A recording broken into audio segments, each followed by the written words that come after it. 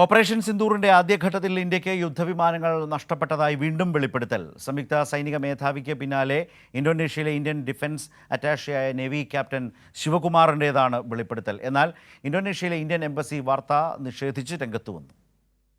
പഹൽഗാം ഭീകരാക്രമണത്തിന് തിരിച്ചടിയായി പാകിസ്ഥാന് നേരെ നടത്തിയ ഓപ്പറേഷൻ സിന്ദൂറിന്റെ ആദ്യഘട്ടത്തിലാണ് ഇന്ത്യക്ക് യുദ്ധവിമാനങ്ങൾ നഷ്ടപ്പെട്ടുവെന്ന വീണ്ടും വെളിപ്പെടുത്തൽ.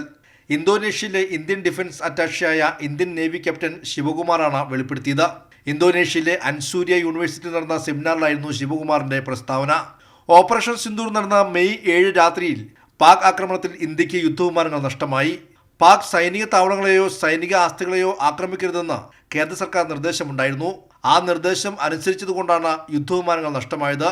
പിന്നീടാണ് ഇന്ത്യ യുദ്ധതന്ത്രത്തിൽ മാറ്റം വരുത്തിയതെന്നും ശിവകുമാർ വെളിപ്പെടുത്തി.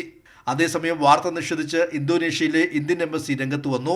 അറ്റാഷയുടെ സംഭാഷണത്തിലെ സന്ദർഭത്തിൽ നിന്നും അടർത്തിമാറ്റിയ വിവരങ്ങളാണ് റിപ്പോർട്ടുകളായി പുറത്തുവന്നതെന്നാണ് എംബസിയുടെ വിശദീകരണം. നേരത്തെ സിംഗപ്പൂരിൽ സ്വകാര്യ ചാനൽ നൽകിയ അഭിമുഖത്തിൽ സംയുക്ത സൈനിക മേധാവി അനിൽ ചൗഹാൻ സമാന വെളിപ്പെടുത്തൽ നടത്തിയത് വിവാദമായിരുന്നു. സൈനിക മേധാവികളും പ്രതിരോധ ഉദ്യോഗസ്ഥരും വിദേശ രാജ്യങ്ങളിൽ വെളിപ്പെടുത്തൽ നടത്തുമ്പോഴും രാജ്യത്തിനകത്ത് ഓപ്പറേഷൻ സിന്ദൂർ വിശദീകരിക്കാൻ കേന്ദ്രം തയ്യാറായിട്ടില്ല. ഇതിനായി പ്രത്യേക പാർലമെന്റ് സമ്മേളനം വിളിച്ചിറക്കണമെന്ന പ്രതിപക്ഷ ആവശ്യവും മോദി സർക്കാർ ഇതുവരെ അംഗീകരിച്ചിട്ടില്ല. കൈരളി ന്യൂസ്, ദില്ലി.